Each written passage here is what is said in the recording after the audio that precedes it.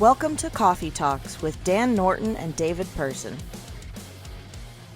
Daniel Norton, it's me, your little podcast buddy, Uncle Dave, and I would like to announce to the audience today, because I'm sure you don't know this yourself, Dan, so I thought maybe we'd all together come together and surprise you. You're all alone. Laura's at some regionals or something. The dogs are still there barking, running around outside, out digging out the underneath the fence. They're running around in the streets. But no matter what's going on around you, my green-haired UK friend, 10,000 subscribers. Just one sec. So you posted today about it, and you posted about a lot of things you were happy with. And most of us know you're not that emotional about these things, Uncle Dan. So will you tell everybody what's going on, all this great stuff you just posted about? Yeah, so obviously 10,000 subscribers is huge. That was always kind of the number I had in my mind as being like a big goal milestone for like the longest time. Like even when I first started, 10,000. Like, I mean, when I first started making videos, 15 years ago or something crazy, there was, I mean, like the most subscribed people in the world had maybe like 100K or something. And so like 10,000 was always just like a huge, huge goal. And then, as I said in the post, even 6 weeks ago, it seemed like that was still a long term goal. It seemed like that was something that I could still just have on my long term goal list if I really want to hit this sometime in the future. And then, just with those promotions popping off, with us doing these basically every day, we got there. We got there super, super quick. I actually checked, I went through April, posted 29 videos in April. So there was 2 days that didn't get a video, and there was one day that got two videos early on. So hitting nearly daily content, which I think is fine. I think skipping the very occasional day is definitely fine considering how long these videos are. But yeah, 10K. I do have, as I've said, I have a video that I was planning to do as like my 10K subscriber special. That's still in the works because, this got here a lot quicker than I thought it was going to. When I started getting around 6 or 7, Law was like, you need to start planning for what you're going to do at 10. I was like, 10's so far off still. And then when I got to like 8.5, I was like, okay, I'm starting to put the planning into place. And then we just blitzed past it. So there will be some sort of cool special thing I've got in mind for that I'm doing. And then the other thing was Card Pro magazine came out. It's a magazine produced by Game Creator Labs, and I am a writer for it. I don't work for the company. I'm a like contracted writer. I've written a few articles for the first issue, but it was just really awesome. Like I've put a picture on my Instagram of like the back page where it lists the people who've contributed to the magazine. And obviously, there's a lot of people who are influential in Pokemon. Like, so Charlie Herlocker is one of the big brains behind it. He works for Game Creator Labs because Creator Labs, I keep saying it wrong, they produce MetaZoo, which Charlie owns now. Charlie owns the IP rights to MetaZoo, so they produce that game. So he's been kind of the brainchild behind the magazine. But also Sean Kaufman, who people will know, Squeaks Gaming World, he was a writer for it. Travis Nunlist, who was a big Pokemon player, they were in there. So but I've known those guys for a while, but then on the same page, there was like some of the biggest names in Magic the Gathering. So Kai Buddha was on there, Sam Black was on there, Paolo Vitor Damaderosa was on there, and then Richard Garfield was on there. Like I'm on the page of contributing to the same magazine that Richard Garfield did. The creator, not only of a load of games, not only of Magic the Gathering, but the creator of trading card games. Like this guy invented the concept of trading card games. Before Magic, there were trading cards, but there was no trading card games. He was the one who had the idea of not every person needs to own every part of a game. Like, so he came up with that. Obviously, we've seen what's happened over the past 32 years since Magic came out and how much it's had an effect on my life. So it's always just he's been like the guy, really. Like, the fact that he came up with this thing that I love as a concept, I love as a collection, it's taken over my whole life. And now I'm contributing to the same magazine that he is. It's just so cool just seeing it all there on the page. Fantastic, my friend. All sounds like a really special and good day in a lot of ways. I do want to say, because I want to make sure we don't take this away from you and we continue to assist you in an upward trajectory of all things that are good. Would this be the time that I can bail out of everything podcast related? Is this a good time for you to say, Uncle Dave, you're not helping me anymore. You're actually hindering my efforts, and I can go back under the small cave in which I normally reside?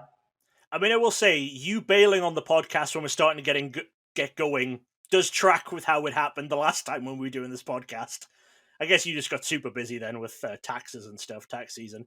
But no, I think we need this podcast to keep going. What's really cool is I've noticed that obviously the videos that I'm promoting are getting the thousands of views because I'm paying to have them promoted.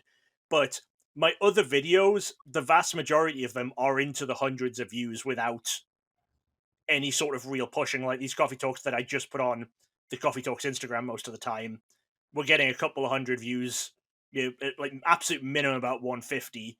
The only video I think recently that I put up that didn't get a couple of hundred was a Hopzation box opening, and that's because that was like a few weeks out of date. Like I filmed that when it came out, and then that was just there to put up as an extra video.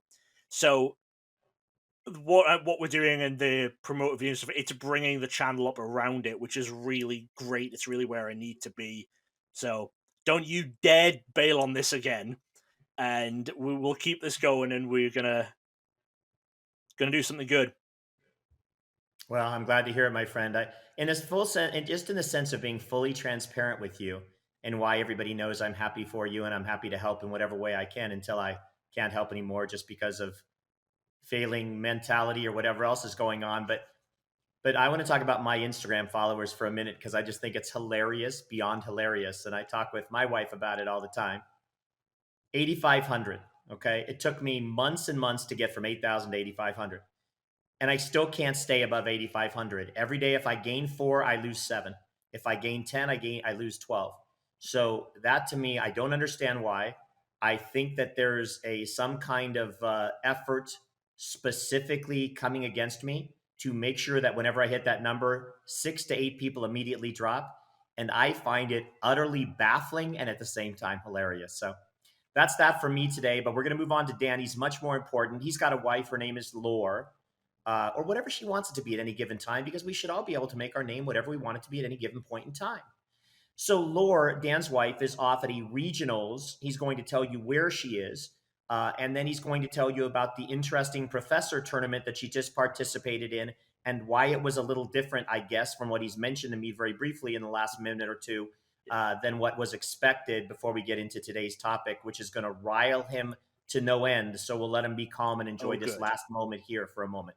Yeah, I have no idea what the topic is. David said we're doing this on the fly, so so Law's up in Milwaukee. Law only got a 1-day staff, so Law's only actually working as staff tomorrow on Saturday, but today was the Professor Cup. So Professor Cups are tournaments that are held at either a regionals or a professor conferences. And if they're at regionals, they're on like the Friday when most of the professors aren't working.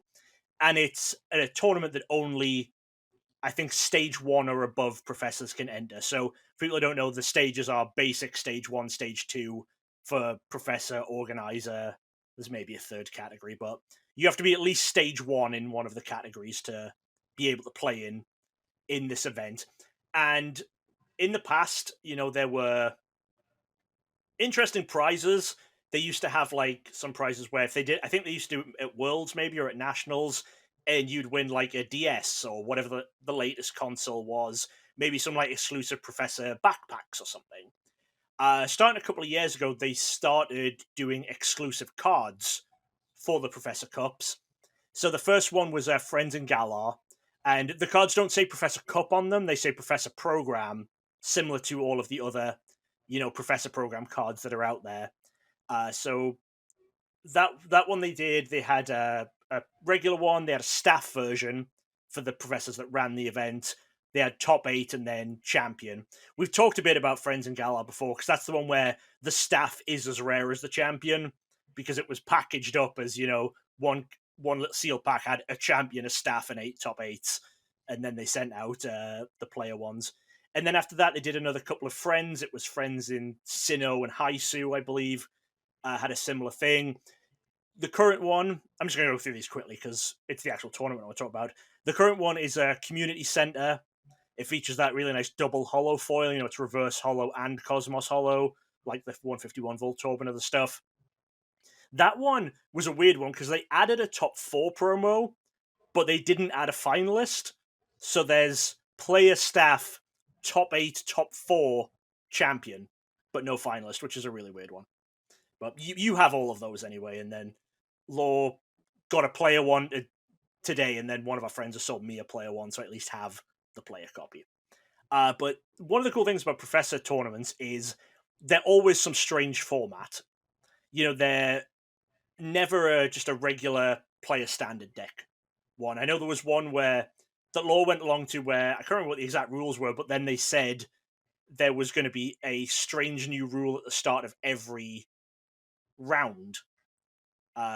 So I know that one person who said they did well at that one said that they sat down round one against the deck that would have been basically their auto loss. They're like 10% to 90% against them, and they said, okay, crazy rule this round, swap decks and play each other's decks. So that was what they did. The rule for this one was it was standard format, so cards had to be standard legal, but you couldn't play anything that shuffled cards. So you can't play anything that searches your deck, because then you have to shuffle your deck afterwards. You can't play... so Iona is a big trainer where it's each player shuffles their hand, puts it on the bottom of their deck, and draws cards. Can't play that because it says the word shuffle. They said you could play Pokemon that had a shuffle effect, but you couldn't use the effect. So if your Pokemon had an attack that didn't shuffle, you could use the attack, and you could play that Pokemon. You just couldn't use the ability that made you shuffle your deck. Then the additional rule was they were playing 6 rounds of Swiss. After every 2 rounds, you remove 10 cards from your deck. So you start off with a 60-card deck, 6 prizes as normal. After 2 rounds, you take out 10 cards. You're playing a 50-card deck with 5 prizes. Then for the last 2 rounds of Swiss, you play a 40-card deck and 4 prize games. And then for the top 8, I think they reset back to 60. Top 4 was back down to 50, and I think the finals were back down to 40. So Law played a deck that, and I think a lot of people did this, it had part of the deck was mill, which is you discard cards from the top of your opponent's deck. Because in Pokemon, if you start your turn and you don't have any cards in your deck, so you can't draw from your deck, you lose the game. There's a lot of other games like Magic and stuff where it's any time you would draw a card. If you can't, you lose the game. But in Pokemon, it's at the start of your turn. So a lot of decks had like a mill package for when you got down to those like 40-card decks, but also had like other big attackers for when you're playing with the 60-card decks if mill isn't quite good enough. So Law played a Raging Bolt attacking style with Great Tusk as mill, if people know what that one is. It was quite funny. Law went 3-3 overall, so didn't make top 8. You need to go at least 4-2. Some people who went 4-2, I think, made top 8 on breakers. But Law actually went 1-1 in every stage. So 1 win, 1 loss with a 60-card deck, 1 win, 1 loss with a 50, and 1 win, 1 loss with a 40-card deck, which is quite funny. Dan, why did they do that? Why did they do that change in format? When you say it out loud, it feels to me like they want it to be matches, but they don't want it to be that serious. Like they try to take the edge off the competitive side of the whole thing, just because Pokemon itself is such a competitive game, and maybe they don't want the professors to have to deal with any of that stuff, to make it a more fun version. Do you think I'm thinking right with that, or do you think I'm completely off base and there's another particular reason? Yeah, I think that's part of it, is just that they don't want it to be a crazy competitive event. They want it to be a fun event. Like, I'm pretty sure this event was free to enter, because and Pokemon just provides all of the prize cards and stuff. So it's something that Pokemon's giving back to the professors. So it's allowing the professors a chance to get some free stuff, win some more free stuff. They don't want it to be crazy competitive. It also gives the professors a chance to do something different, because professors, when they play at leagues and stuff, professors are probably playing standard quite a lot, teaching people how to play. This gives them a bit of a challenge, because a lot of it is the format gets announced like a month or so before, and it's you have to like all the professors then will work and say some will like work together like, oh, what's a good strategy for this event, because if you're just playing standard, you just look at what won the last big standard event and you pick one of those decks. You pick one like the last regional's top 8 decks, you just pick one of those and you play. This leads to more creativity and more interesting deck building. Also, you can only really do this kind of thing with professors. You couldn't do something like this at a regular event with just a normal amount of players, or especially with a lot of players, because there's so many more like weird rulings and stuff that you have to worry about. But professors who are at least stage 1, they're going to know the rules, and they're going to have a way more experience than your average player in terms of like how rulings and stuff work and what is allowed and what's not.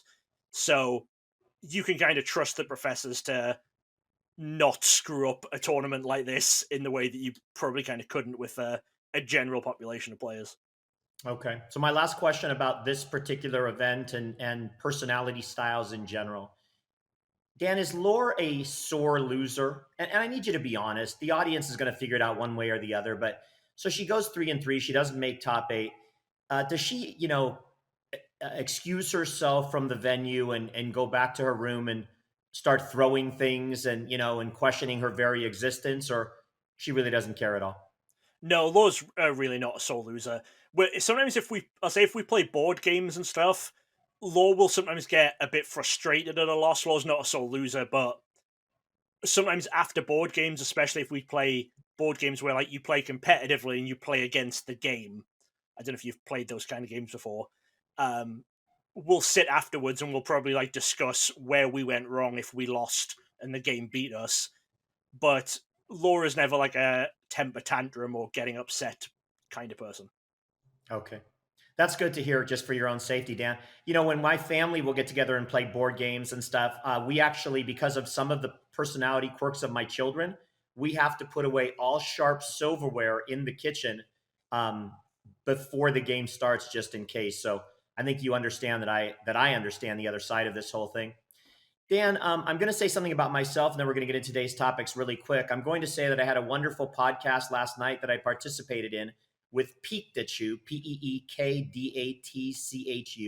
Maybe Dan will link it in the bio for you guys, because it was a fun hour, and I thought it was kind of fun. So if you get a chance to watch it, never look at me while you're watching. Just listen, because it's too dangerous to actually look straight into my gaze. But it was a good one, and I enjoyed it. So I want to mention that. So I haven't had a chance to watch it yet, but I'll watch it tonight when this is like rendering or something, and I'll put the link in the description so people can check that out. Perfect, Dan. Thank you. Because as you know, my therapist makes me watch yours. It's about time you watch mine. Yours are much more frequently than mine. Hence the number of subscribers and its rapid escalation. I think and I won't ask you right now. Don't talk about what? I was going to say, I think Peek is doing pretty good for subscribers. Yeah, no, he does fine. Well. The nice part about Colt is he doesn't care about subscribers. He just cares about doing almost like what you do, evergreen kind of good quality content, and let people find it or not. So I really appreciate that attitude. It grounds me a lot. So, Dan, here's the thing. This is a tough topic today, and I would like to address it with you as a friend, okay? Okay. As a friend. I'm going to read from a couple of different advisory pieces that I've got written on my phone, as well as a study. Okay, so I'm going to begin to read. And since we were talking about lore today in a few different aspects of our initial discussion, it makes sense that we will do this. With the good news to everybody that's watching, she never watches Dan's podcast because she's way too busy. So here we go. And I mentioned this in another podcast, actually, not too long ago, but I just referred to it very briefly. And I'm going to read you some actual words. Married couples need to budget their money together. This is from Dave Ramsey. You're married, you're not roommates. If you're serious about building a solid marriage and a strong financial foundation, it's time to throw out the yours and mine mindset and embrace ours. Here's the truth. Marriage is about unity, and that includes your finances.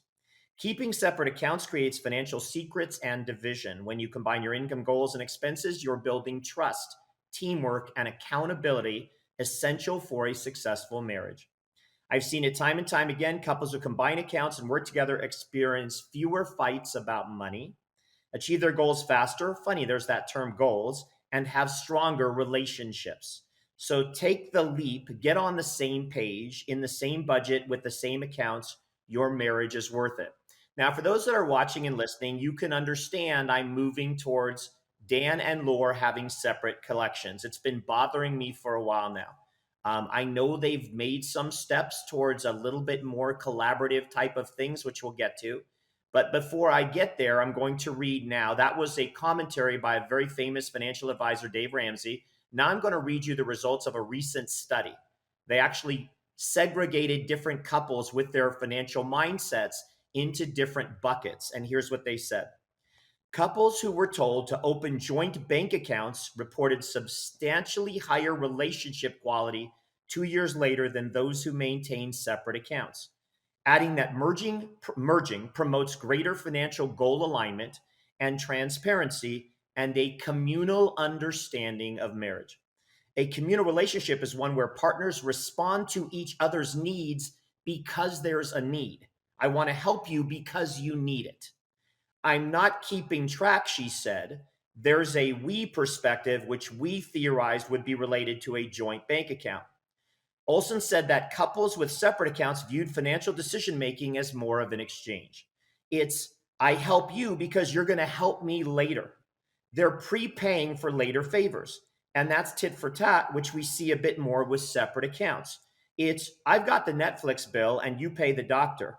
They're not working together like those with joint accounts who have the same pool of money, and that's more common in business type relationships. With separate accounts, those in a marriage potentially may think it is easier to leave the relationship. All right, that is my commentary about this. So why am I reading this? Because most of you know that Dan and Laura maintain and have maintained separate collections for a while.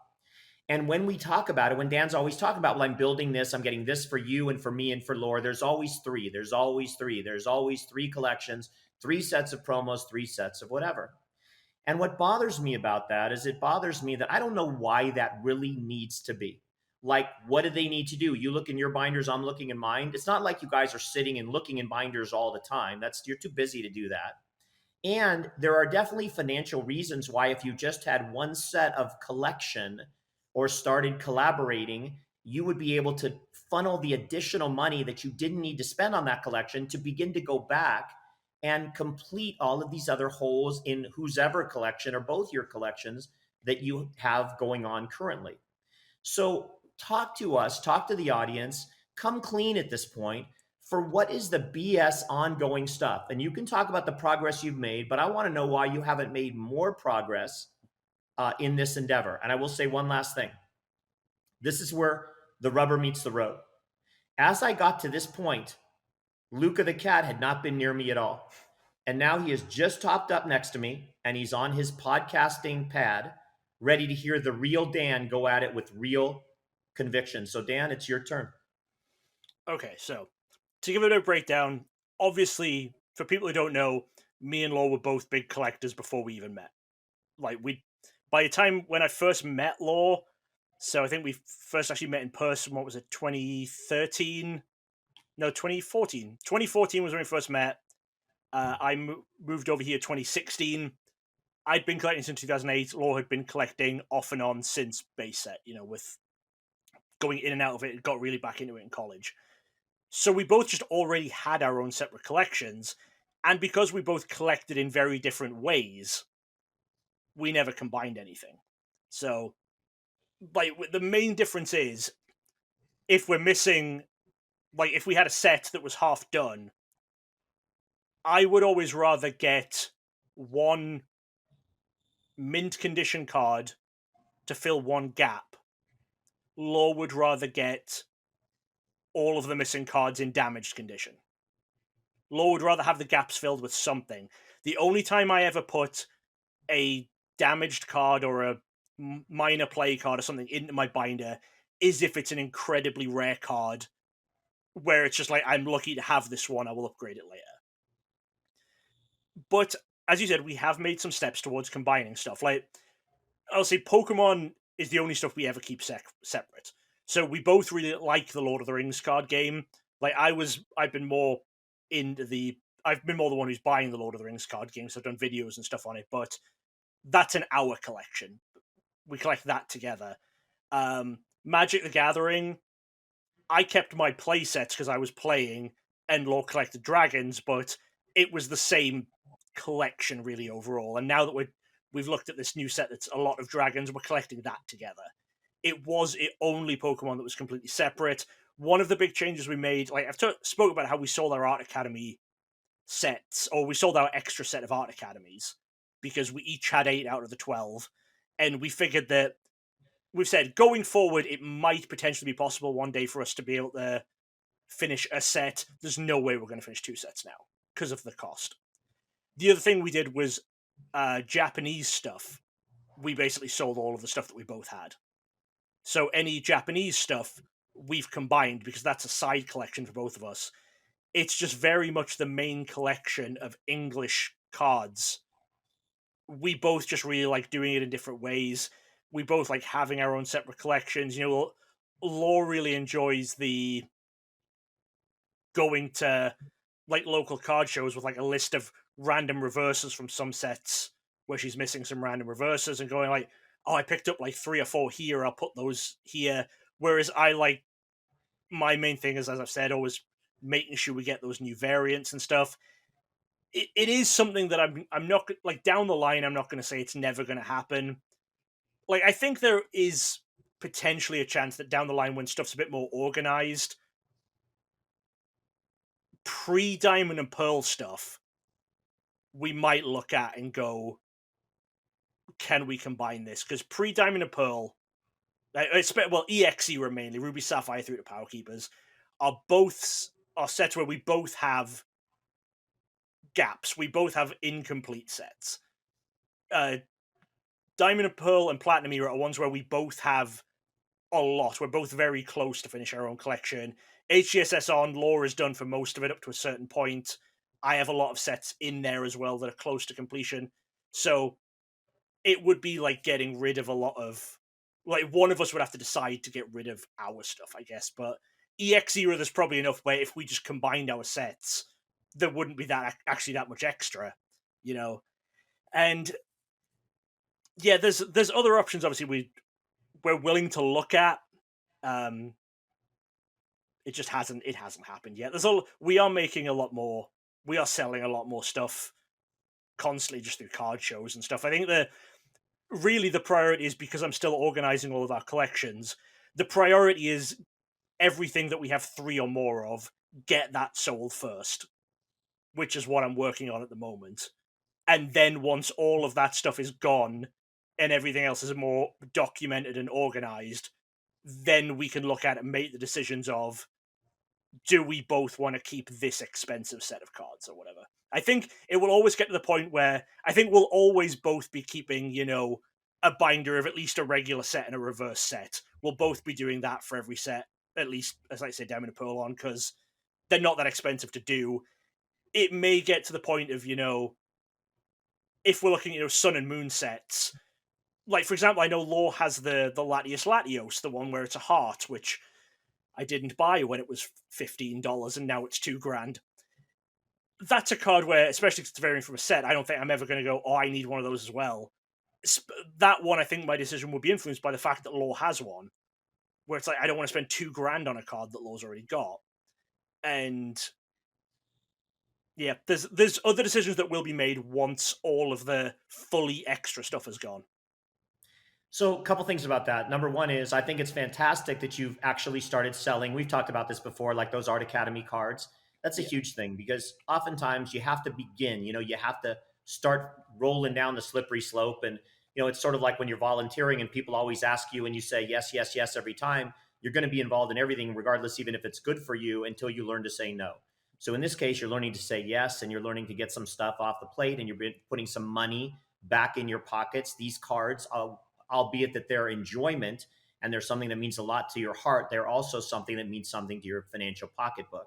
Let me just say real quick, on those Art Academies, we put a lot of money into the pockets of a vet because we sold those when Cass had cancer.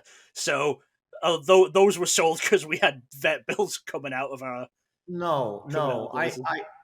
Yeah, I Yeah, understand that. I wasn't really speaking about the reason behind it, yeah, and yeah. I that's know what you mean. yeah, that's certainly an unfortunate reason to have Yeah, to do it. I mean, of course, but I'm just talking about that there's a financial aspect, and with all the money that you guys put into the hobby, and I don't, again, it's how we psychologically decide to view things. That's a very individual thing that each of us learn.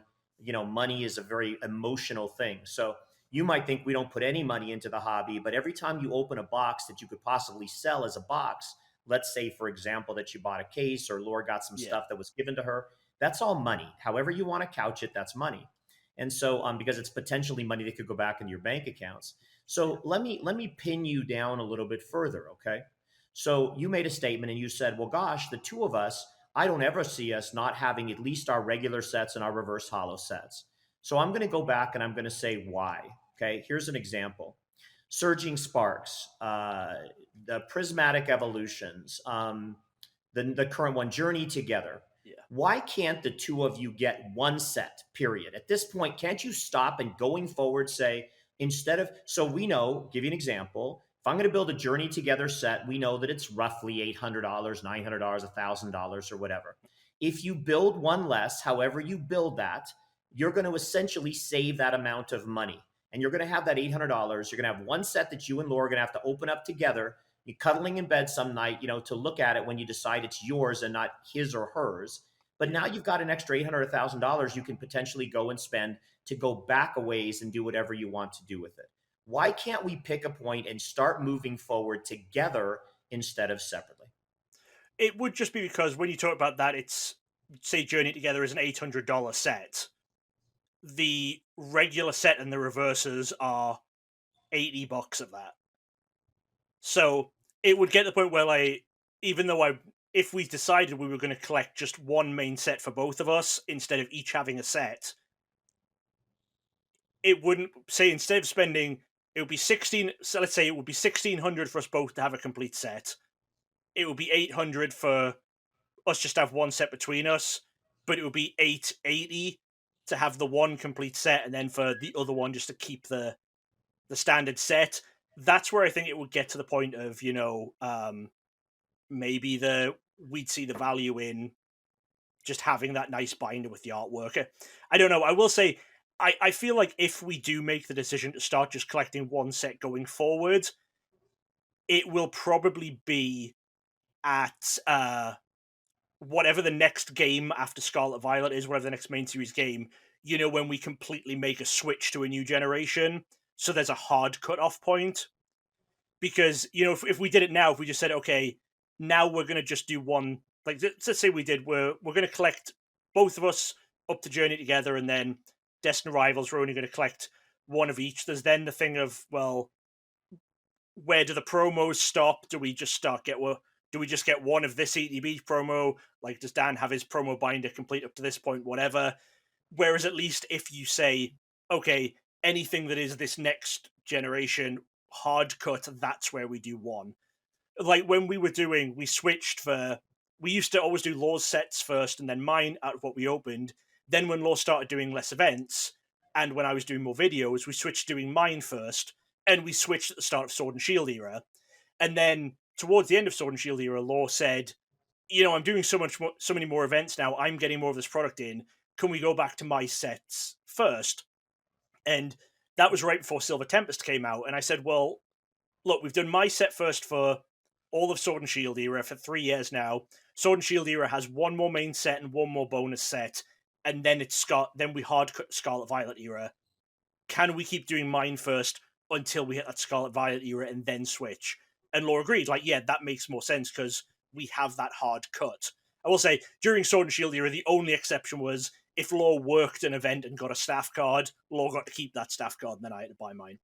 But yeah, I think that's hopefully by the time the next generation comes out, I'll be more caught up on selling all of the extra stuff, and then potentially me and Law can have a sit down, make the decision of do we want to just do the one set going forward? Because I think I would prefer, like, if I have my binders separately, they're like my binders and not ours.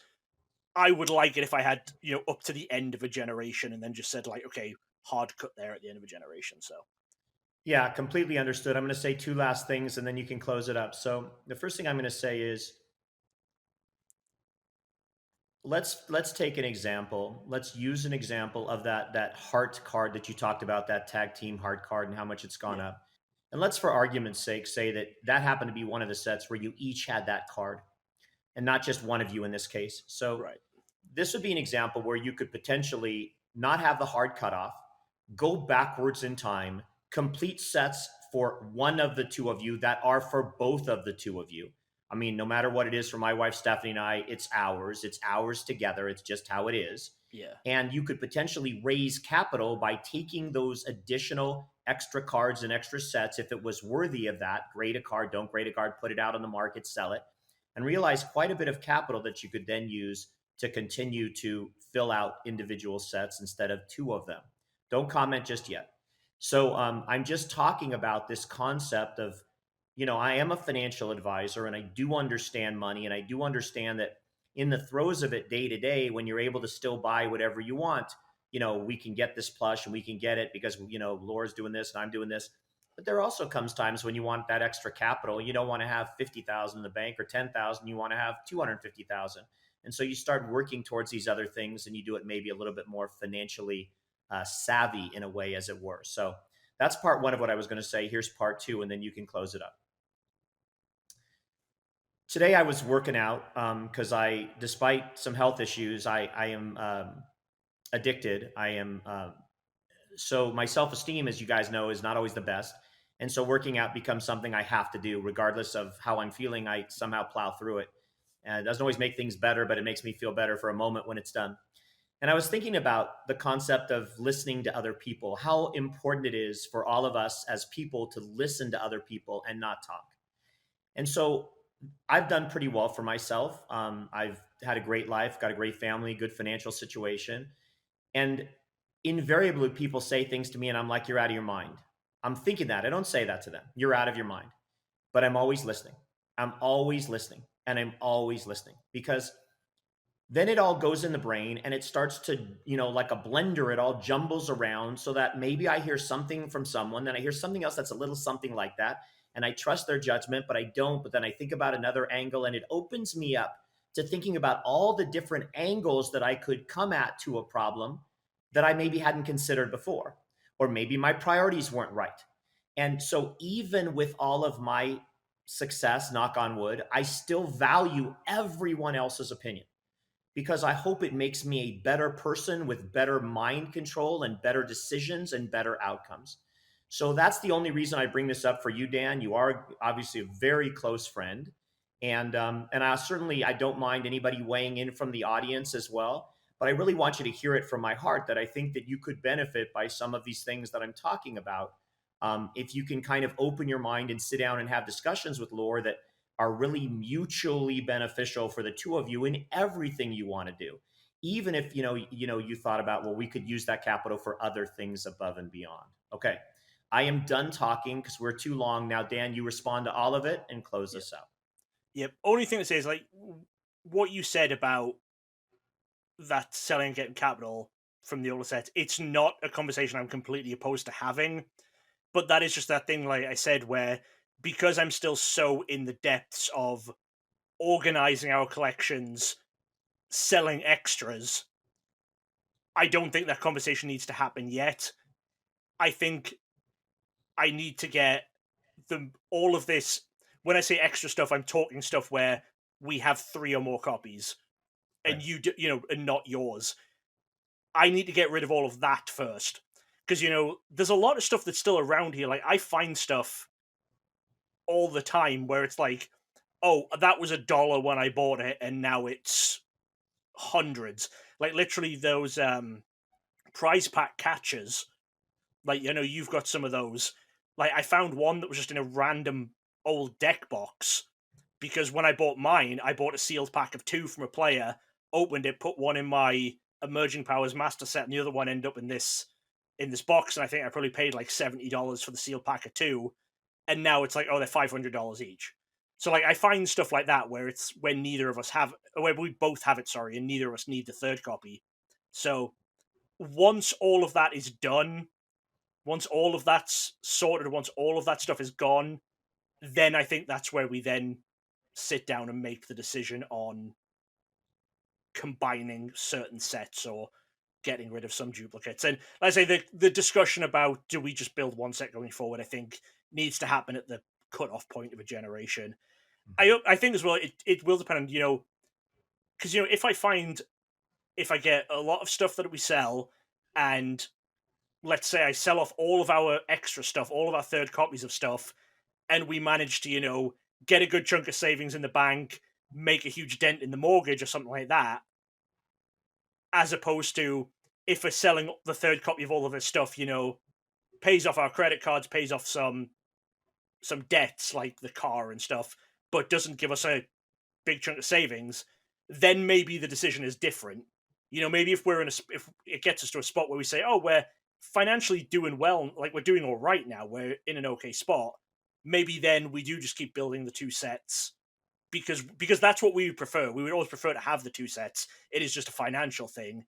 So depending on where that gets us to financially might alter the outcome of that conversation one way or the other. So.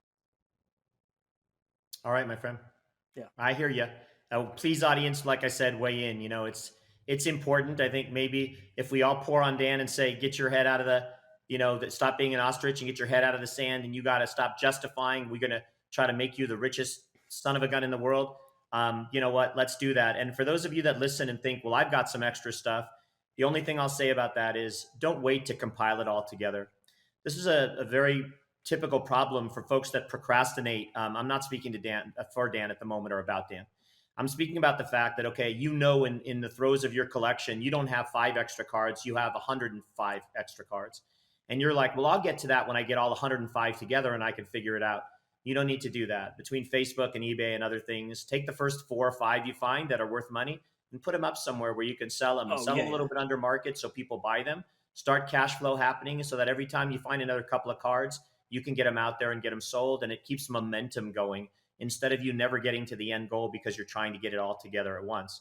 And I'll say I am doing that. Wait. I don't practice what I preach on this at all, guys. I'm definitely believe me, I know. But I do think that I at least can give you the advice of what you should be doing. So I'll say I am totally doing that. Like because I have the card shows every few months, I'll sort stuff, and often I won't just put stuff on Facebook every week as I find it, but it'll normally be I'll sort stuff in the month or two leading up to a card show, take everything that's done to a card show, see what I can sell. Then maybe after I get back from a card show, stuff that people weren't interested in, maybe then try and put that stuff on Facebook, get rid of that, and then leading up to the next card show, sort out another bunch of extras, try them at the show first. Because if you sell stuff at a card show, you will often get better money than online. So right, that's always the plan. I'm not saying I'm not selling anything until it's all sorted. I am doing it as I find stuff bit by bit. Yeah. Okay. Make sure you title this video, Financial Advisor David is not happy with me. Okay. That's how it should be titled, or something like that, or whatever you want to title it, Dan. Okay. Dan, close us up. All right. Well, that's it. I think we'll be back tomorrow. I don't think we have any reason to not do another Coffee Talks tomorrow. I don't have another video that's desperate to go up or anything. So yeah, we'll probably see you guys then. Goodbye. Take care, guys. Good to see you. Bye-bye. Thanks for listening to Coffee Talks with Dan Norton and David Person, with music by More Than Never and artwork by Lore Norton. A special thanks to all our Patreon members. Join us again next time. But they don't want you to.